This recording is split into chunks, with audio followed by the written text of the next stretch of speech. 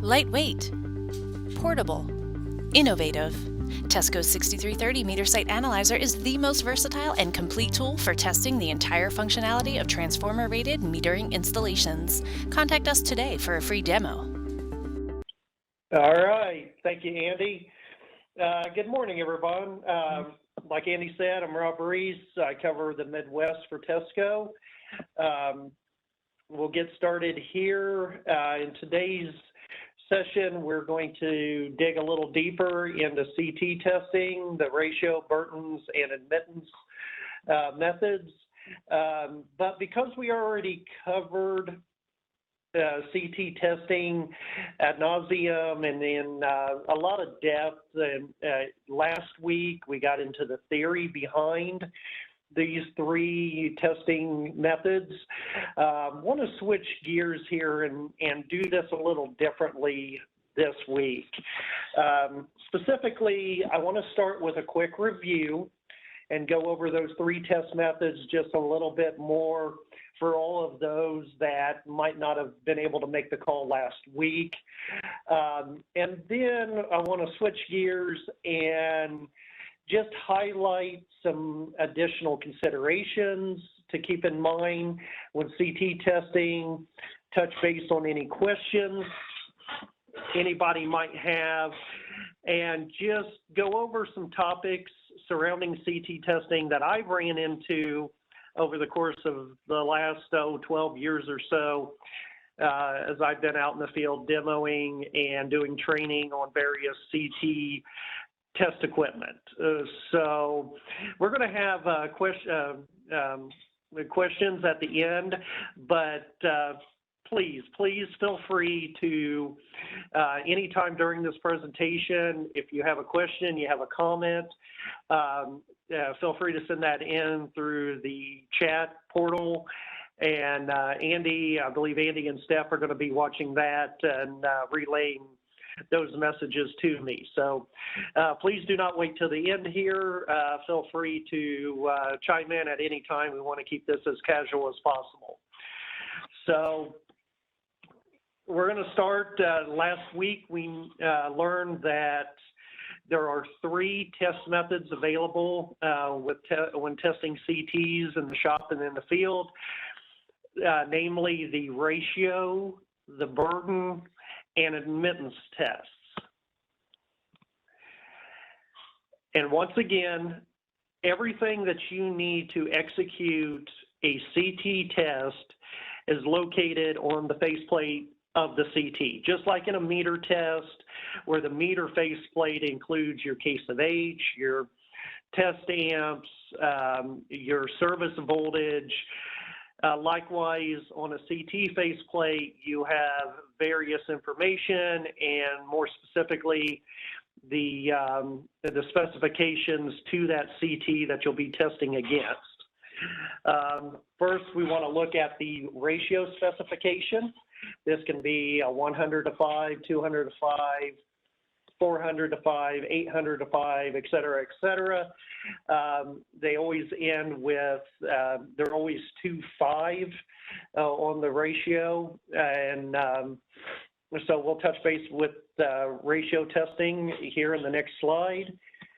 The other specification to keep in mind is the burden specification. This example here lists the burden spec as 0.3% of burdens of 0.1 to burdens of, it's hard to read here, but I think that's a burden of 1.8. So for the ratio test, it's very straightforward. You would simply measure the current in the primary conductor of the CT. We're showing a AMC style clamp here. On that primary conductor, you measure the current there, and then measure the current on the secondary loop, typically through a safety test switch if you have those installed in your transformer rated installations. take those two measurements, and then you should be able to, in quick math, to calculate the actual ratio of that CT and compare it against the specification located on the faceplate. So as you can see, ratio is pretty straightforward. Just a quick review here. Now we'll look at burden testing. It's a little more involved. For this example, we're going to use the example burden specification of 0.3%, of burdens of 0.1, 0.2, and 0.5. What this is essentially saying is this is the CT manufacturer's promise that there would be no less than a 0.3% change in the secondary current from an initial current reading when zero burden is applied, when up to 0.5 ohms of burden is applied by your device. So when executing a burden test, you would use a device such as our 1047 digital burden and ratio tester. These units internally have a series of burdens and a relay network to allow you to inject these additional burdens into the secondary of the CT. These test points are 0.1, 0.2, 0.5, 1, 2, 4, and 8 ohms.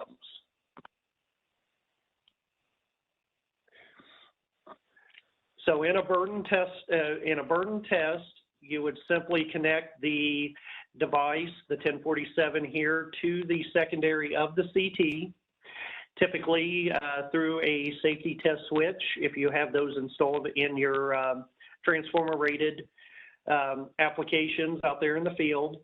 If you do not have a safety test switch, well, we will get to that a little bit later in this session, what you can do what you can do if you don't have test switches. But in a burden test, you're simply initially taking an initial measurement of the secondary current and then applying those additional burdens sequentially, the 0.1, the 0.2, the 0.5, the 1, 2, 4, and 8 ohms into the secondary circuit and monitoring the current drop as you apply those different burdens. If you would graph out the data that the resulting data, you would get a plot line that looks similar to the one here. But for this particular application and specification on the faceplate, we're only looking at burdens up to 0.5 ohms.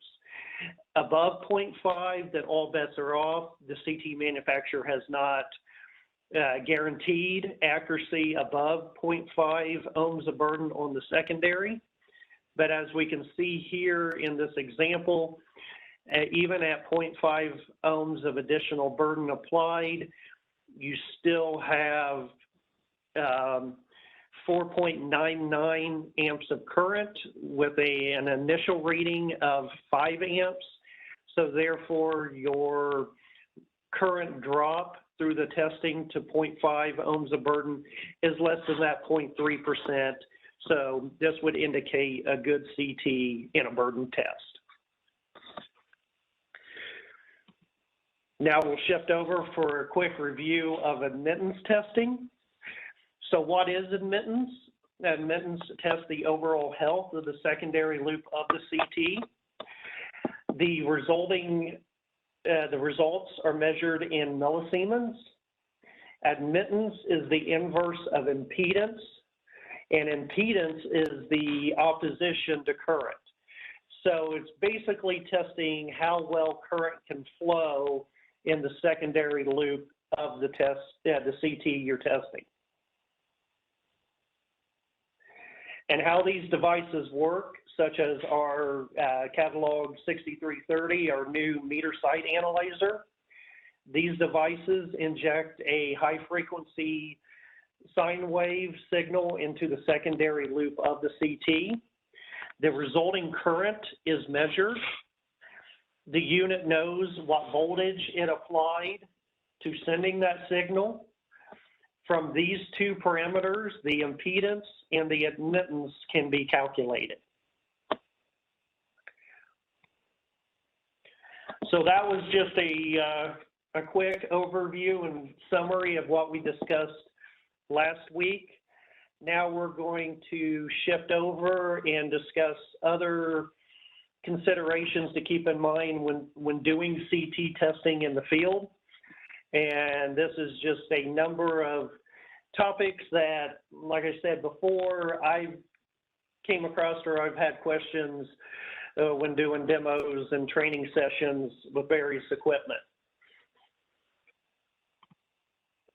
We are going to go over these topics in a question and answer format. And we'll start with this question here. Not many utilities around me test their CTs. Is it really necessary?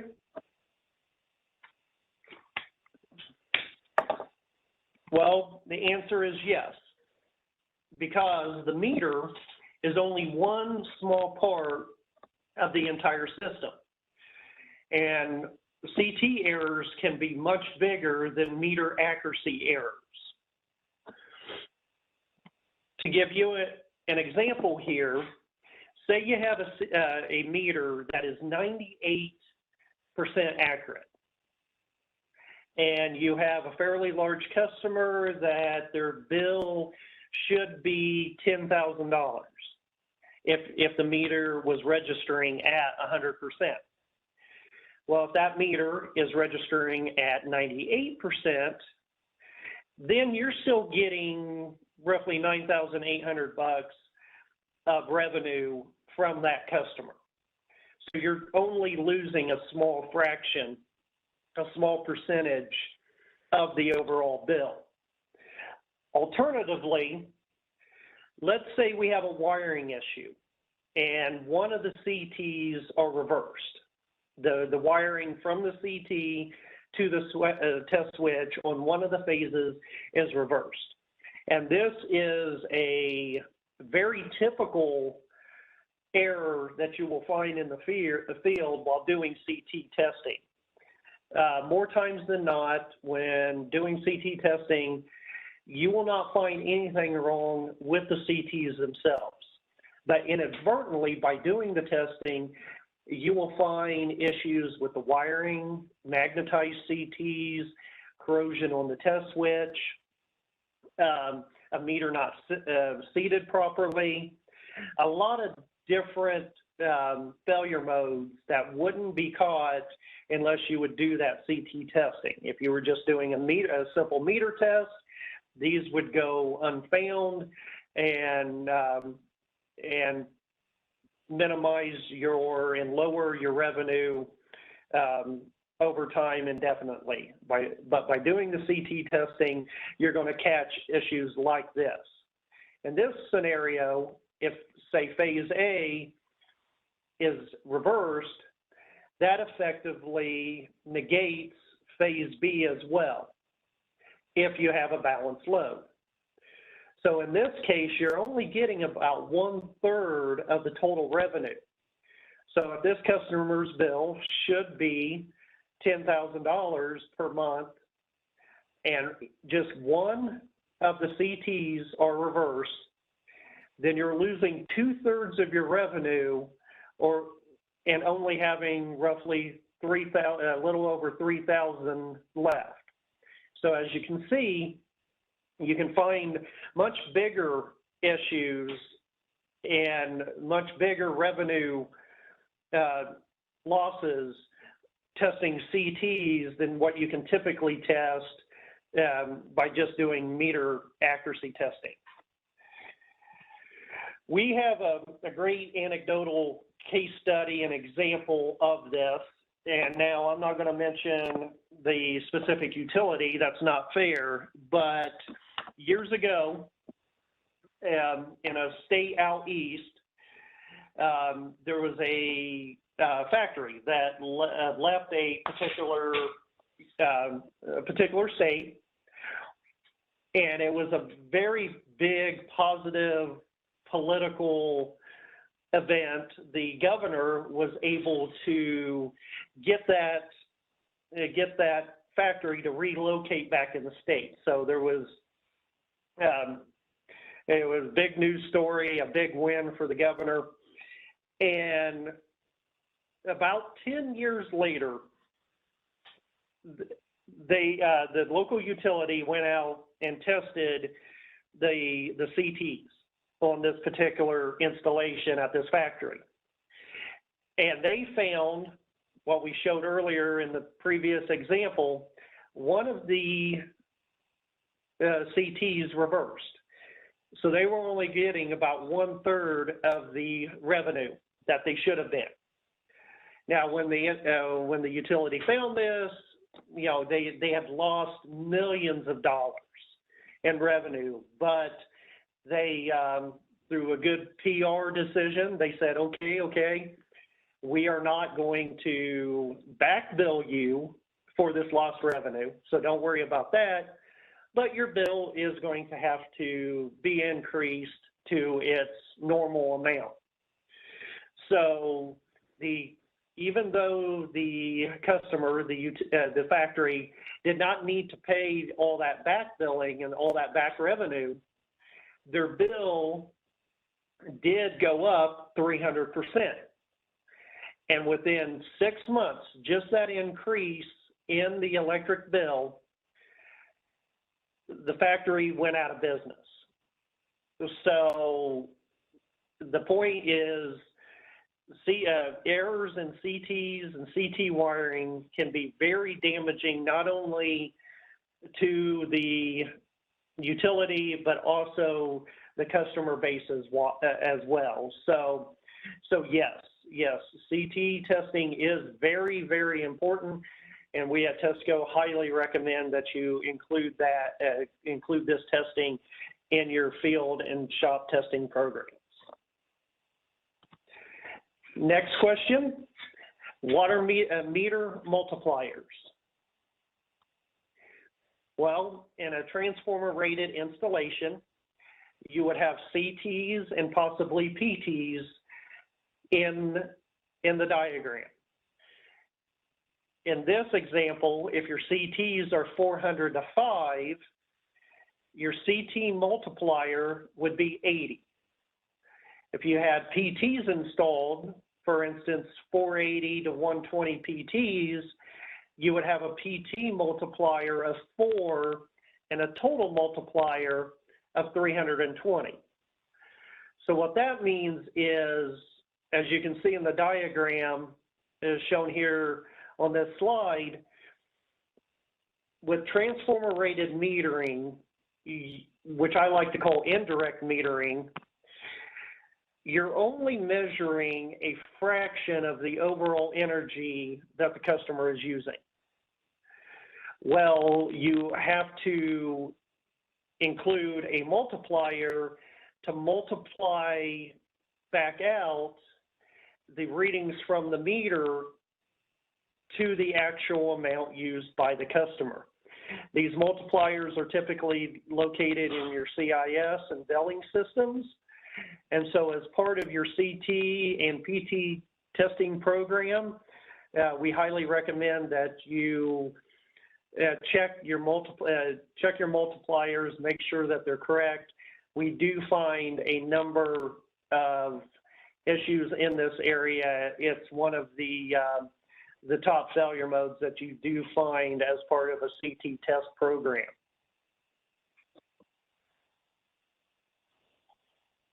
Next question. My CT test equipment provides a parallelogram report. What does this really show me? A parallelogram is a quick reference showing if a given CT is in specification at a given test point. The y-axis is your ratio error, and then the x-axis is your phase shift. A CT will exhibit a small amount of phase shift from the primary current to the secondary, but it should be negligible. And your ratio should be, it should be very close to the specified ratio as found on the faceplate. So at any given test point, you would plot out where the results fall within that parallelogram. And if your results fall within the parallelogram, it is a pass and a good CT. But if they fall outside the parallelogram, then that would be a failure, which would mandate additional analysis to see what's wrong with this CT or the service. It's just a quick reference and plot showing good and bad CT. Are my CTs as accurate at low current as they are at rated current and beyond? The answer to that is no. This graph shows a typical CT accuracy line, and you will see this point here at 100% is your rated current. So for an example, if you had a 400 to 5 CT, this 100% would be your 400 amp mark. And say the CT had an RF factor of 4, that would mean that that particular CT, you could apply up to 1,600 amps of primary current, or 4 times here at the 400% mark of its rated current before you would experience thermal damage to that CT. So this plot line here shows the accuracy of this given CT using this example from 0 amps all the way to 10% of its rated current. In this case, it would be 40 amps to the 400 amps, 8, 12, and 16. And as you can see, the CT gets more accurate as you get into this range here. So when sizing CTs, you want to target this range here. You don't want to oversize your CT, because then with the typical customer loads, you're down in this range and your accuracy is less, and therefore you're losing revenue and by oversizing that CT. So for a 0.3% accuracy CT, the manufacturer guarantees a 0.3 plus or minus 0.3% accuracy from the rated current all the way up to the rating factor, and then double that 0.6% accuracy under the 400 amps down to 10% of the rated current.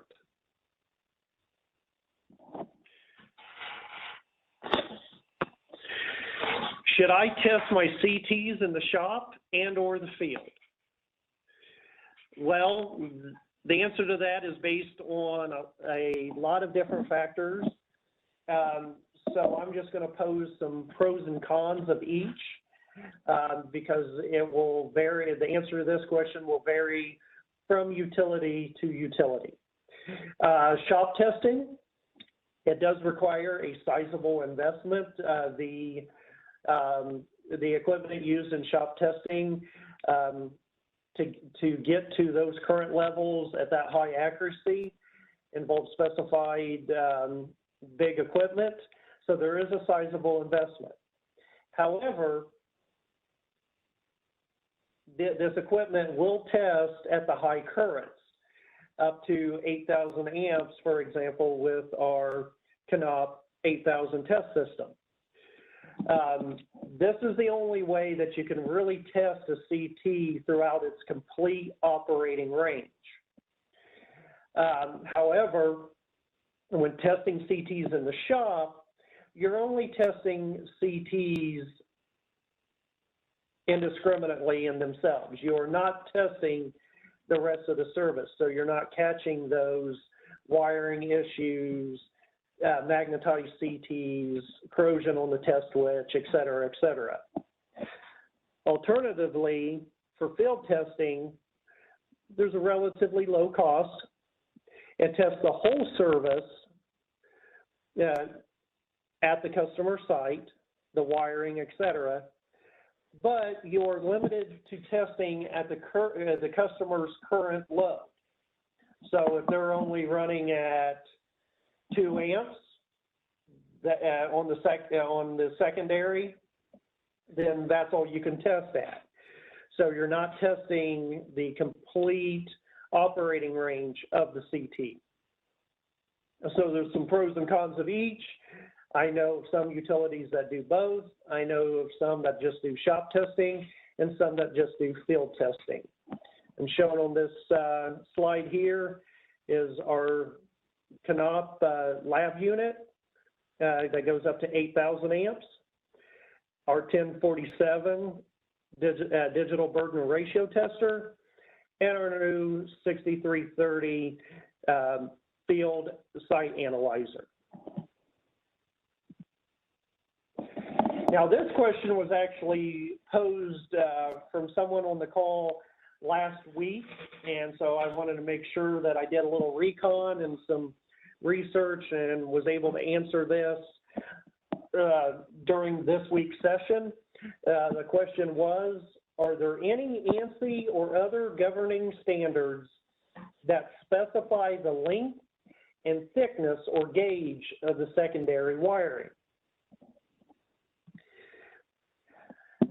As you can see, and what I dug up is there are a number of governing standards over CTs, but most of these deal specifically with the construction and the dimensional aspects of CTs.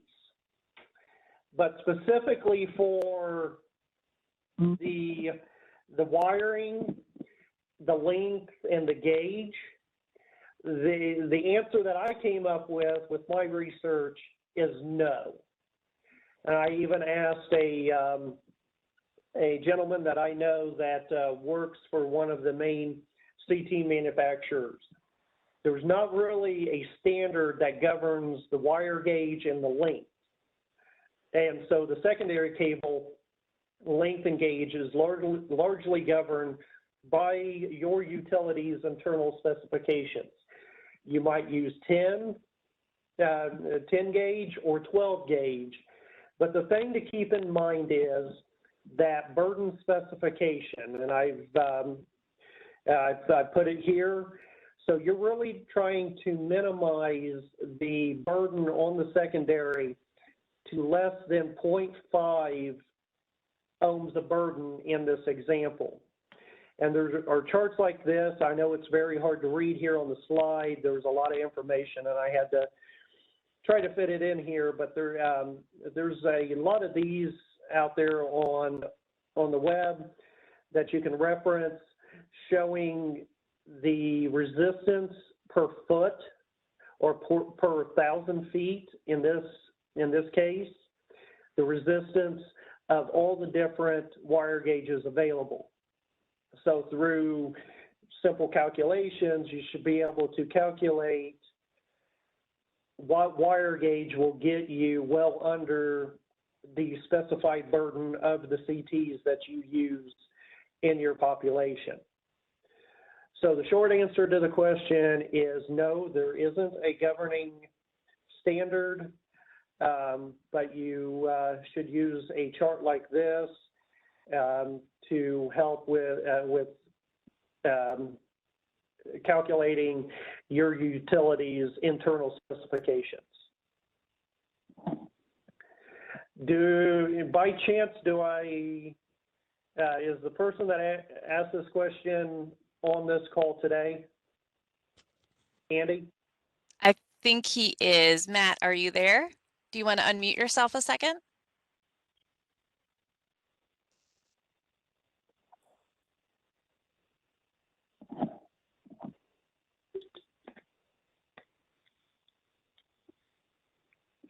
I don't know if he's there. I see him. Oh, there he is.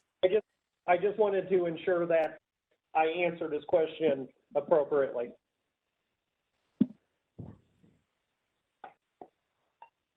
I sent a request, but I see him still on mute, so I'll follow up.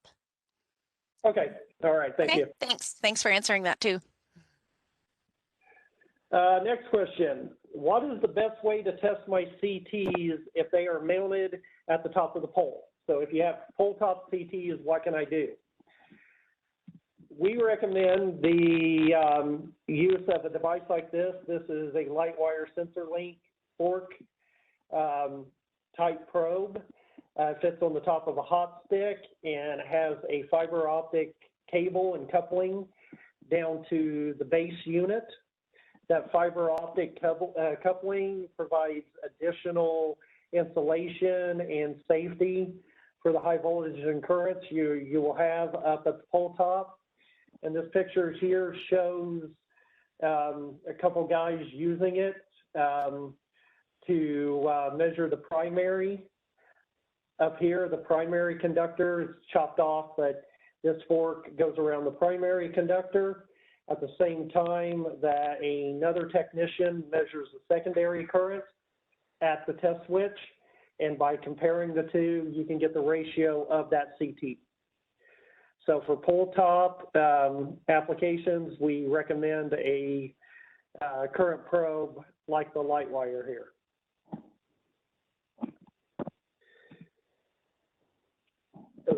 Next, my transformer rated meter installations do not utilize safety test switches. Can I still test my CTs? The answer is yes, but it's a little more difficult. And that's why we highly recommend the use of safety test switches in your transformer rated meter installations. That's what they were designed for. A safety test switch will shut the CTs for you and isolate the meter from the service, making your CT testing very simple and safe. If you do not have transformer rated meters, if you do not have test switches in your transformer rated installations, you can utilize a device like what is shown here, and it's a test adapter. You would it involves a handful more steps to execute the test, but you can still do it. You would have to shunt the CTs, then pull the meters, apply this adapter, and then through the duckbill jacks, you can insert your secondary probe and execute the test. Other than this being a little less safe and more convoluted and a number of additional steps to execute the test, another caveat here is you're effectively pulling the meter out of your testing. And if you had an issue with a meter that wasn't set properly, or some corrosion on the jaws, you would not catch those failure modes when using a device like this. You would still catch any wiring issues, magnetized CTs, etc., but you're effectively pulling the meter out of the overall CT test.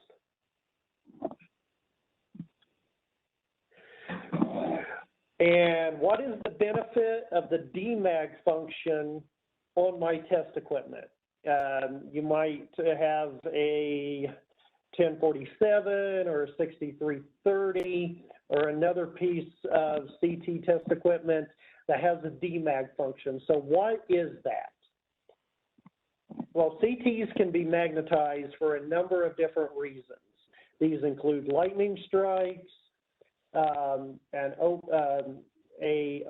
open secondary, harmonics on the line. A number of different phenomena can lead to a magnetized CT.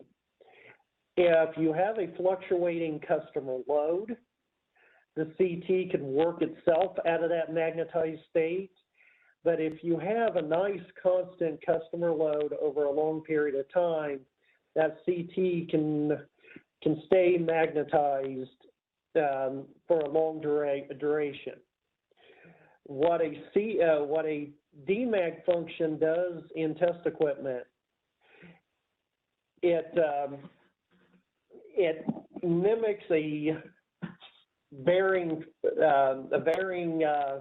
customer load, but only on the secondary part of the service.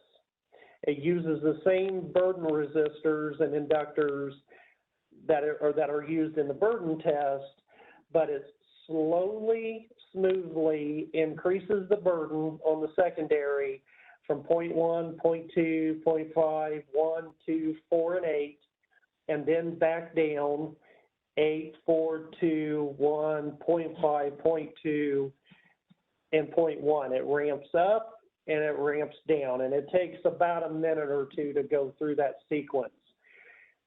And applying that additional burden to the secondary will knock the CT out of that saturated or magnetized state. So we recommend, when executing CT and burden ratio testing in the field, that if you run those two tests and you initially have erroneous data, the numbers don't look good, the first thing you should do is demag the CT and retest. It's been my experience that when you do find issues out in the field, I would estimate anywhere from 60 to 80% of the time, those issues are cleared up with just a simple demag on that secondary loop. If you do the demag and you're still having erroneous results, then you start looking at the other issues that could be in the secondary, the miswiring, shunted CT, corrosion, loose connections, etc. So demag function on your equipment is very important, and we highly recommend that you use it frequently. We also recommend that the last thing you do when leaving a service after your CT testing is just to hit it with a demag. Like I said, it only takes a minute or two, and then walking away from that service that everything is good, the CT is not magnetized, and you have you're measuring and recording all the energy and revenue that you can. So with that, I've included a couple of references here. This presentation will be, like Andy said, up on the TESCO website. So if you want additional information, please feel free to hop on and look at these references. And so now, any questions coming in, Andy and Steph? We'll give everyone a couple minutes to throw their questions there into the chat. And just so you know, it looks like Matt was having some issues getting on the mic. So he said, yes, you did answer the question. So thank you again for that and checking into that, Rob. Appreciate that so much. While we wait for some questions to come in, you guys can throw them there in the chat, and we'll get to those as we go. But just to kind of give you guys a heads up what's on the horizon, we have just a few more sessions left for this round of TESCO Tuesdays. It seems like people are getting a little bit busier. Things are maybe opening up, so that's a great sign. But we are still going to continue these through April. Next week, we have realizing your investment in technology through analytics. We'll talk about how you can do that. The following week, we'll have shop testing, and that's followed by preparing for AMI deployment. And we'll finish off with some communication equipment. We have a couple new products on the horizon that we'll touch on and show you what we've got coming in help you guys with that. So I'll throw in my shameless plug for our users group. It's going to be July 18th to 21st in Philadelphia. They are opening restrictions. We are still going to be following all the state and federal guidelines for that. And it's an event that we put on. It's a lot of work for me, so I kind of am boastful about it because it's a lot of fun and it's really immersed in learning and hands-on stuff. We have a software track and a hardware track where you can actually have demos with our equipment and actually use it hands-on and have roundtables with other utilities and see how they're using the equipment and get like best practices from that. So make sure you guys check that out, and I'll see if there's any more questions that you guys have. No, you guys are pretty quiet today. I think they're all still sleeping from the time change going on this week. So let's see. I do have one coming in from Jeff. What effect does DC component have on the accuracy of a CT?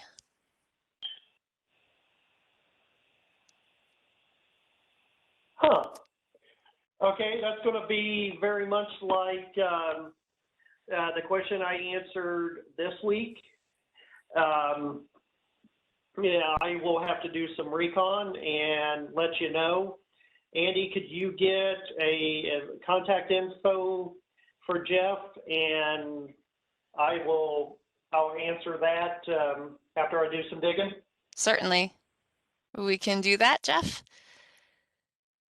Sorry about that. That's quite all right. That's why we're here. It's open dialogue. If anybody on here knows the answer too, feel free to speak up or throw that in the chat as well. And if it's easier for you guys to unmute and ask your question, feel free. This is the time we do it now. We have about 15 minutes left, so we'll stay on, and feel free to unmute yourself and throw a question in there if that's easier. And Jeff, we will research that and get back to you. I would also ask that anybody else that would like to know the answer to that question, please send in your name and email address, and I will copy you on my answer and response.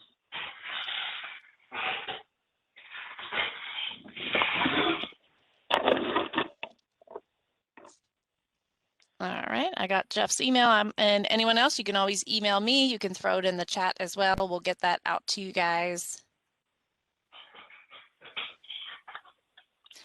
Anybody else have any questions? You guys are really, really quiet out there. Maybe they're all experts, except for Jeff's question, because we didn't know.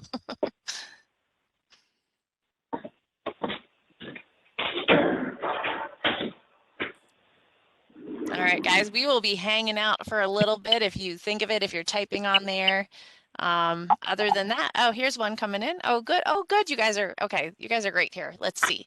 From Joseph, what does a magnetized CT error look like? You can, you'll see burdens well above the 0.3 or 0.1% specified rate. You might get burden errors of 4, 8, 10, 15%. I mean, they're typically well above the specified values that you're supposed to get, and or your ratio can show way off. So if you get numbers that are just way in left field when you do your initial burden and ratio, hit it with that Demag function, and like I said, 60 to 80% of the time, even more, I would say, that clears up the issues that you're having. All right, I'm just writing down, I'm getting a couple emails here. So I'm writing them all down so we can address that to you guys. And Rob, if you're actually available next week, maybe you could hop on and address the question as well once you find the answer. So anybody who's on can also. All right. And it's not necessarily a question, but we just have a comment here. Just wanted to compliment Rob on a great presentation, well put together, and a lot of useful information. So I don't know who you paid off for that, but good job there, Rob. Yeah, thank you. The check's in the mail. So thank you for that. That came in privately to me from Jordan. So thank you so much for that, Jordan. We do appreciate your comments like that, because that keeps us going. That's why we do this stuff for you guys. So definitely, if you think we're doing a great job, let us know. If you think maybe we need something else, just kind of let us know. You have another topic to suggest for us. We're all ears. We'll do actually a survey in the next few weeks too, to kind of see if there's interest for another session, maybe going into the late spring or summer. So we have another one coming in here. How do you correctly size a CT on a 600-volt transformer rated service and a distribution primary metering service?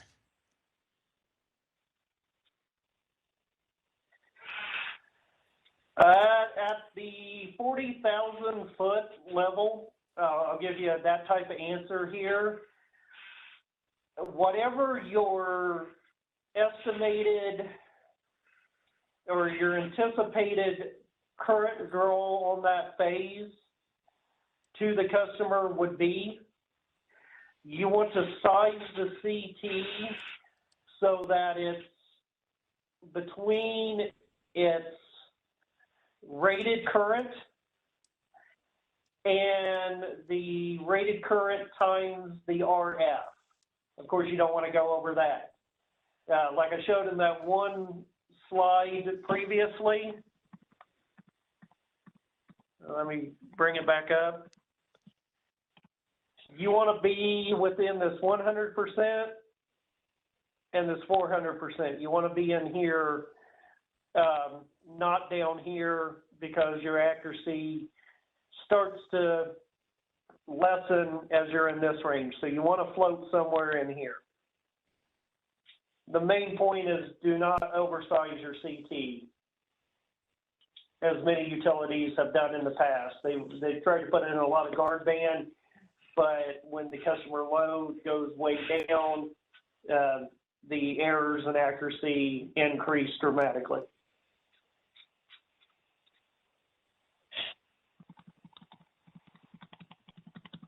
Okay, so thank you for that, Rob. I'm looking for any other questions. I'm not getting any. Hopefully that did answer your question there, Kenvin. Thank you for that.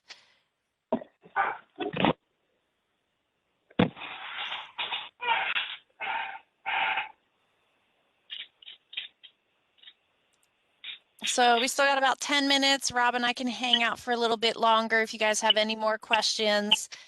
Otherwise, we will get you guys. Oh, here's one coming in. Do you size the CT according to the service size or anticipated load size? Anticipated load. Okay. That was actually a good question.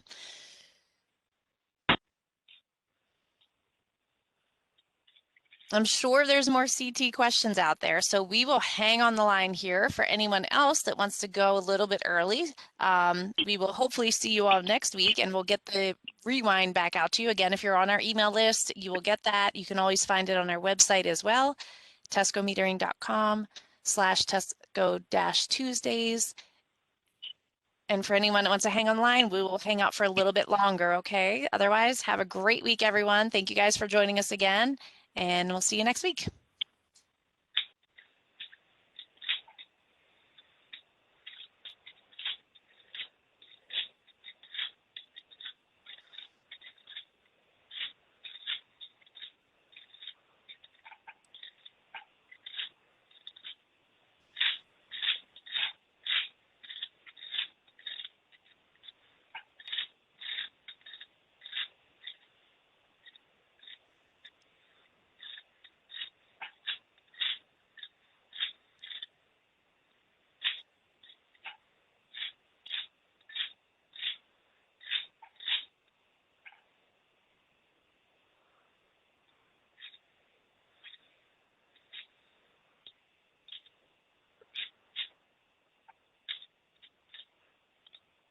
All right, Rob, you ready for more questions?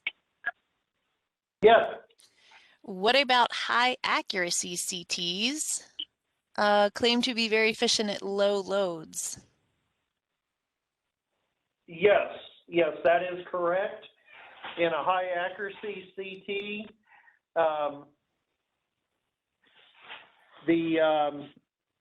your plot that I showed earlier, let me get to it.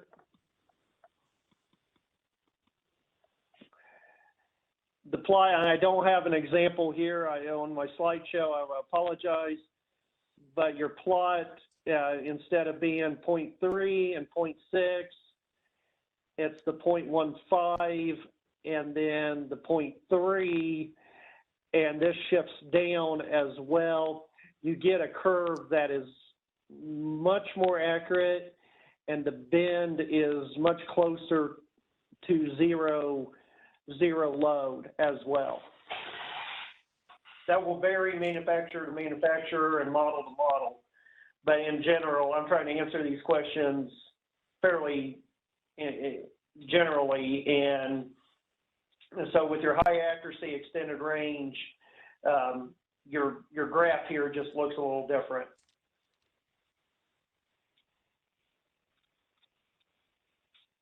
Okay. Next one, generally, is derating CT capacity for higher ambient temperatures standard practice across utilities?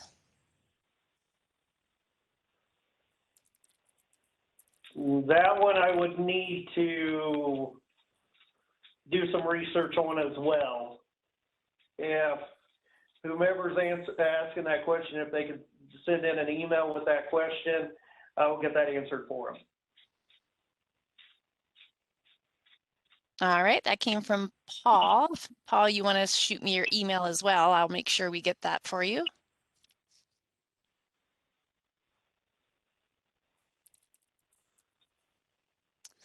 And Brian said thank you for answering his question about the high accuracy CTs.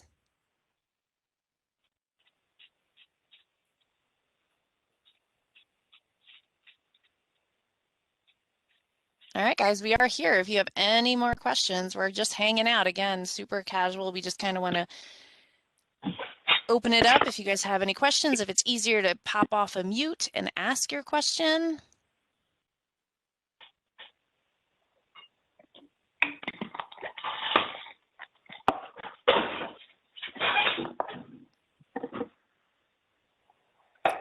Okay.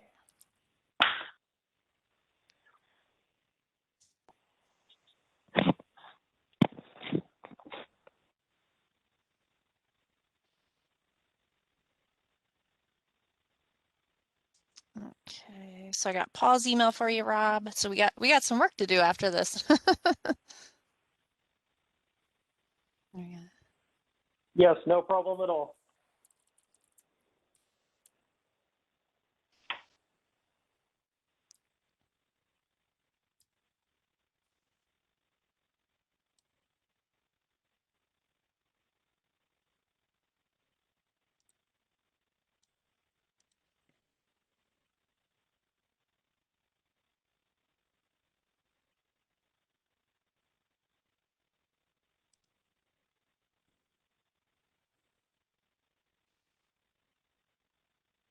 All right, all seems to be quiet on my end, so I'm okay signing off if you are. I'll get the information over to you with those emails and the questions. We can address them toward the beginning of next week's presentation, and then we can email out to those who sent me their emails. So, Good deal. That'll work. all right, thank you so much, Rob. Great presentation. Thank you, everyone, for joining us again, and we hope to see you next week. Take care, everyone. Have a great week. See ya.